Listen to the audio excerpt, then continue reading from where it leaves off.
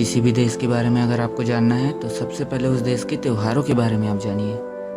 भारत जो कि त्योहारों का देश है, यहाँ त्योहारों को सेलिब्रेट करना सिर्फ और सिर्फ हमारा परंपरा ही नहीं है, बल्कि ये हमारे लाइफस्टाइल का एक बहुत इम्पोर्टेंट हिस्सा है। चाहे बच्चा हो, बूढ़ा हो या जवान, हर इंसान त्योहार आने का बेसब्री से वेट करता है। आज मैं बात करने जा रहा हूँ 9 दिनों के उत्सव मतलब नवरात्रि के बारे में। सो वीडियो पर बने रहिए क्योंकि कुछ ही देर में आप जानेंगे कि माता रानी कैसे इन 9 दिनों के अंदर हमारे देश की इकोनॉमी को एक अलग लेवल पर लेकर जाती है। कितने सारे भूखे लोगों को खाना खिलाती है, कितने सारे लोगों का घर चलाती है।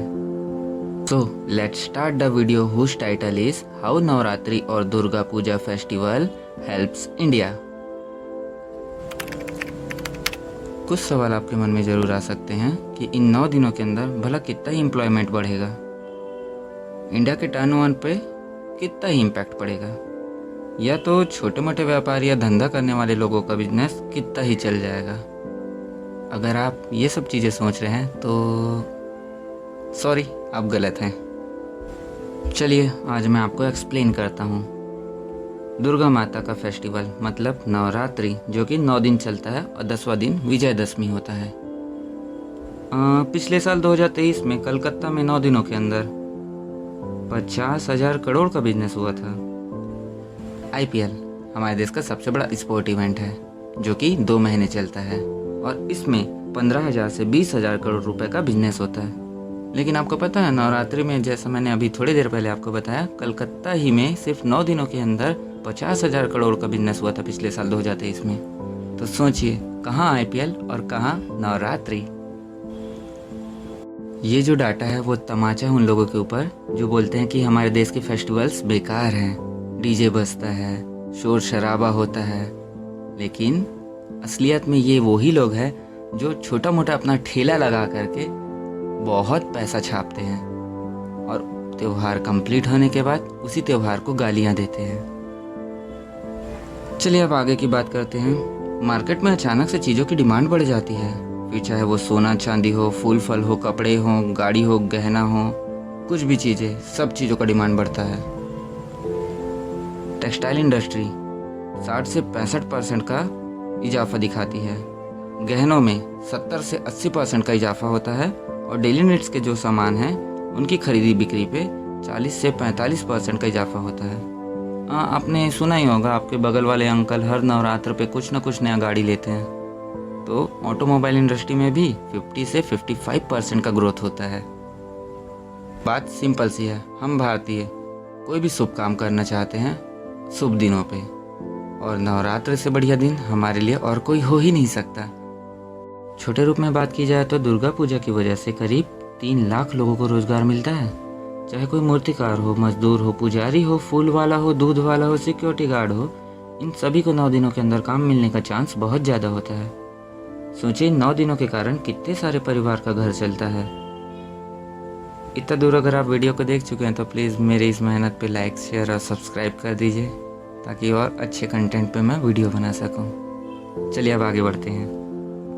कुछ साल पहले हम अपने बगल वाले देश चाइना से सामान इंपोर्ट करवाते थे, जिसमें इलेक्ट्रॉनिक्स, गैजेट, डेकोरेशन और बहुत सारी मेजर चीज़ें होती थी। अब सोचिए हम हर एक चाइनीज़ आइटम पे कितना पैसा खर्चा करते हैं, तो हमारा कितना बड़ा अमाउंट चाइना पे जाता था।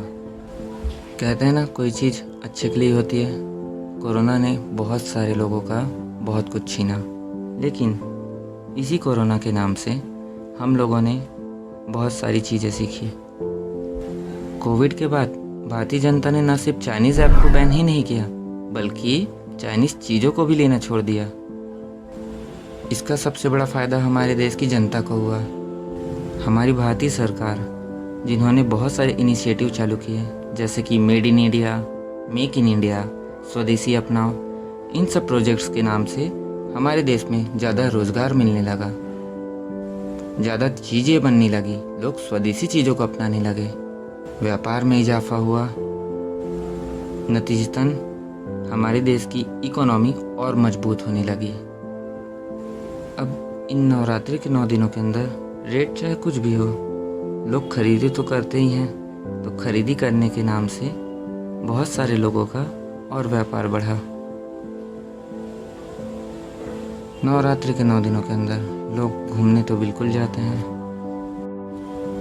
नवरात्रि हो या कोई और भी त्यौहार, हमारे देशों में त्योहारों के दिन कोई भी इंसान भूखा नहीं सोता। चाहे भिखारी हो, बेघर हो, ट्रैवलर हो या आम आदमी, सभी को कहीं ना कहीं से भोजन मिल ही जाता है। लाखों करोड़ों भूखे लोगों को भोजन करवाया जाता है। जानते हैं क्यों? सिर्फ और सिर्फ श्रद्धा और विश्वास के खातिर। हमारा देश हमेशा से नारी शक्ति को उतना ही प्राथमिकता देता है जितना पुरुषों को। देवी माता का यह त्योहार सच में खुशियां ही लाता है। आप गरबा तो बिल्कुल करते होंगे, पता है हर जगह छोटे छोटे इवेंट कराए जाते हैं गरबा के नाम से। वहाँ पे टिकटें बिकी जाती है। गरबा करना किसको नहीं पसंद। नवरात्रि के 9 दिनों का इंतजार लोग गरबा करने के लिए भी करते हैं। आजकल की युवा पीढ़ी गरबा के लिए बहुत ज़्यादा एक्साइटेड रहती है। शाम के समय किसी फैंसी ड्रेस स्टोर्स पे आप जाकर देखिए, कितने सारे लोग वहाँ पे इकट्ठा रहते हैं। आप गरबा ग्राउंड के बाहर का नज़ारा भी देखिए, बहुत सारे वेंडर अपना ठेला लगा कर रहते हैं। तो सोचिए इनसे किनको फ़ायदा हो रहा होगा। आप शायद मेरी बात समझ रहे होंगे। नवरात्रि सिर्फ एक फेस्टिवल ही नहीं, हम लोगों का फील है। हम सभी के लिए खुशियाँ, संपन्नता, सभी चीज़ें लाता है। ये हमारे लिए माता रानी का आशीर्वाद है।